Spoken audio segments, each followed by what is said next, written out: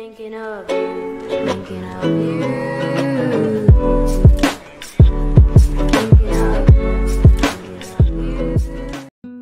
Good morning ma'am and welcome back to my channel. The ma'am I say sika iru lujadana lore luraga dum video number mini ma'am dagi ko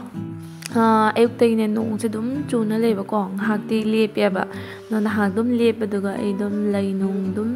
jinga mini nung chuba sika lai jing phaja bana ko duna dum sum jingam ba do anauba lai am hakso pale mana sing yong ne tin ngai na lo cha thok tan dam lo la do phaja tram yam lai se do mayam se sika akoi gi thebung pambi se gi han ba thebung ni ba pali ba ko sigi thebung pambi sigi pali ba thebung se adi pitru pi ngai da tin cha boi kari boi toi mane thebung do loina khan di khalu da ne ba oi ne na ko do oi di oi gere thebung do che thi ye ba ngasi ayuk ta ko bandor ne lai ba bandor itha tha ja de ba ko mane kadai lai no hung de jungle su lai te adi chin lo le su jam sa thina lap na lai ba do ra se do cha na he e thebung do mayam thebung se khoi gi ahan ma pan jabani na dum uraga dum harawi na ko ahan ma pan bani na doi ge mayam se se ga khoi ji elki breakfast ki mu do jana kan na taure doi gi se se ga muri ngaure muri se khara ui re ne tawi na mai se thau khara ha pa ga ngau ne ba breakfast da dum cha na we ne ko ni da se se na lunch ki tawi ni mayam ha ji ai thabak join tawrabani na do cha dum kitchen da jam na u do rabani do cha da je anam bana dum cha hinang thong ne ba ko ai jam na je thong ba jaw re dum marak ta ina dum thong ne. Hello ma'am, good morning. Apa ni breakfast ko ke tau? Lalo. Ke bono? Motor. तो मैं आप पान review मुझे हन गया पप्पा नोंग चूना नम लो रे ngasi di pra ni ngasi je di dina chu pama ayuk te gi de nung thang di churap pasina ji nong chu le re ba do myam sai se nong se dum tapli chu chu na ko tapli chu jar su ko chu ri se dum mini ni hum ni su jale ba myam ko duna nong se di dum chu sala brina sing chaw ni soi dina myam do ra matung na myam ai breakfast tong na lo ra dum la e ba ko atai video da nang mai matam sang ho dra myam thing do khre ba ko do ra ga sir su lak che na ikan na je ga ngai ram mini myam do myam se se ga ai baro ki lunch ki mu jum da hala e ba ko se se na ngasai gi ayuk ta motor ga alu ga tor ga thongam bani myam puklaman ge na machi da ha pa amit pi ga ne cha ba ka re myam amit pi ga mu charak tra idum hinjang se dum chana la e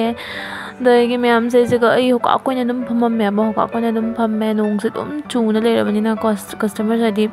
lak ta bati na te la i lak char su ko jam na lik na dan na la i am ko ni su bor oi re bor do dum ai so video ma cha ma dum ka pa mini do ra ga 5 minute matung do boarding mo kum la e warning se lai sina di akhoi se active le ra le tri ra nam paisa gi karbar ne na ko na me do na hadi jing ne ba akhoi se le ra le tri ra na se ji ga ai kamul logout to ra ga kamu ji ko famna ji तो ma'am से इसका refresh अनी हमरक तौरगा login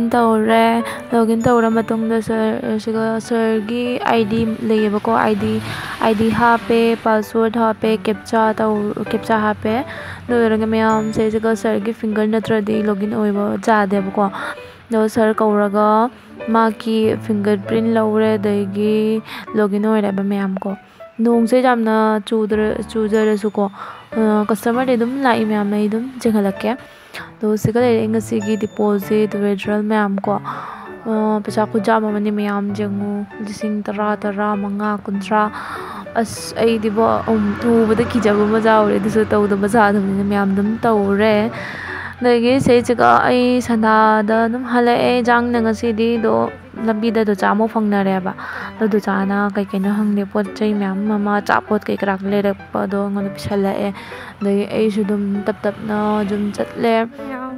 ꯑꯗꯩ ꯃꯌꯥꯝꯁꯦ ꯁꯤꯒ ꯑꯩ ꯍꯧꯖꯤꯛ ꯖꯨꯝ ꯌꯧꯔꯦ ꯋꯥꯔꯕꯅꯤꯅ ꯖꯨꯝ ꯌꯧꯔꯛꯄꯁꯦꯀꯣ ꯅꯨꯡꯉꯥꯏꯕ ꯋꯥꯈꯜꯗ ꯂꯥꯛꯑꯦꯕꯀꯣ ꯄꯣꯊꯥꯔꯅꯤꯅ ꯈꯟꯕꯗꯣ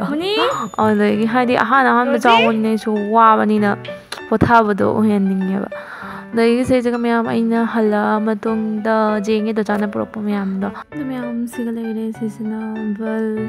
ꯑꯗꯒꯤ ꯕꯣꯟ ꯀꯩꯀꯔꯥ ꯀꯣ ꯑꯌꯨꯛꯇ ꯑꯗꯨꯝ ꯕ꯭ꯔꯦꯛꯐꯥꯁꯀꯤ ꯆꯥꯅꯕꯅꯤ ꯍꯥꯏꯅ ꯂꯩꯔꯛꯏꯅꯤ ꯗꯣꯆꯥꯒꯤꯁꯦ ꯑꯗꯣ ꯃꯌꯥꯝ ꯑꯩ ꯉꯁꯤꯒꯤ ꯚꯤꯗꯤꯑꯣꯁꯦ ꯌꯥꯝꯅꯗꯤ ꯅꯨꯡꯉꯥꯏꯕ ꯀꯩꯁꯨꯝ ꯌꯥꯎꯔꯝꯃꯔꯣꯏ ꯑꯅꯝꯕꯅ ꯑꯩ ꯌꯨꯝꯗꯩ ꯌꯥꯝꯅ ꯄꯥꯟꯊꯣꯛꯇ꯭ꯔꯕꯅꯤꯅ ꯃꯌꯥꯝ ꯑꯗꯨꯝ ꯆꯨꯝꯅ ꯇꯧꯕꯉꯩ ꯑꯗꯨꯝ ꯎꯠꯂꯛꯄꯅꯤ ꯑꯗꯣ ꯃꯌꯥꯝ ꯑꯩꯒꯤ ꯚꯤꯗꯤꯑꯣꯁꯦ ꯌꯥꯝꯅ ꯁꯥꯡꯗꯔꯦ ꯉꯁꯤꯗꯤ ꯑꯗꯣ ꯃꯌꯥꯝ ꯅꯨꯡꯉꯥꯏꯕꯤꯕ ꯇꯥꯔꯗꯤ ꯃꯌꯥꯝ ꯂꯥꯏꯛ ꯃꯆꯥ ꯑꯃ ꯁꯕꯁꯀ꯭ꯔꯥꯏꯕ ꯇꯧꯕꯤꯔꯝꯃꯣ ꯃꯌꯥꯝ ꯑꯗꯣ ꯃꯊꯪꯗ ꯑꯃꯨꯛ ꯊꯦꯡꯅꯔꯁꯤ ꯃꯌꯥꯝ ꯉꯁꯤꯒꯤꯗꯤ ꯁ꯭ꯋꯥꯏꯗ ꯑꯗꯨꯝ ꯂꯣꯏꯁꯤꯟꯖꯔꯒꯦ thank you for watching bye bye guys bye by